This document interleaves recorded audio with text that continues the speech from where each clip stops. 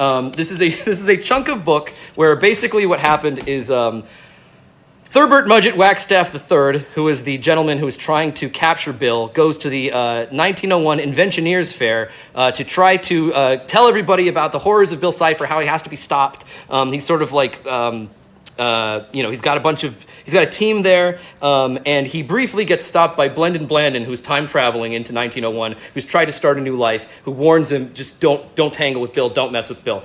So this is that chunk of script. People are saying lore drop. Correct. It is a lore drop.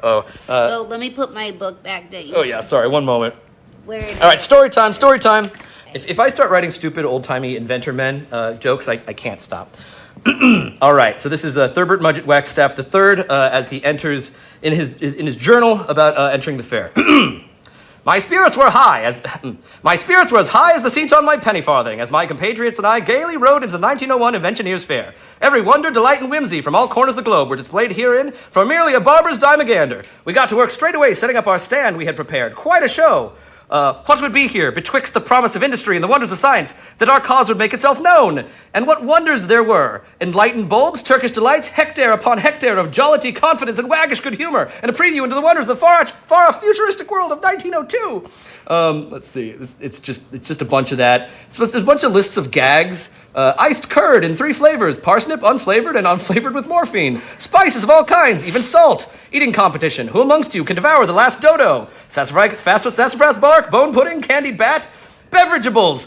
Finally, we get to the actual story part.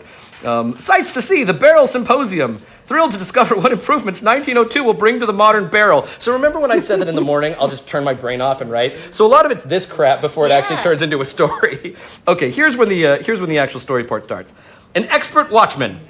A jolly traveling clocksmith of robust constitution offered to retighten my pocket watch springs for a nip from my flask. But when he glimpsed the symbol of cipher on my paraphernalia, he began to stammer uncontrollably in a very irritating high-pitched voice about babies and squadrons and the horrors of the internet. Perhaps a net for catching escaped interns? I tried to calm his disquietude. In hushed tones, he advised to me not to do my presentation, leave Bill Cipher alone, and instead go immediately to the horse track and bet every dime I had on sweet dandy Delilah and leave town. Clearly, he had come down with a case of watch repairman's madness, perhaps from exposure to too much raw time. But did he know about Bill Cipher? He screamed memory wipe and hurled a damp cloth at my head and fled the scene.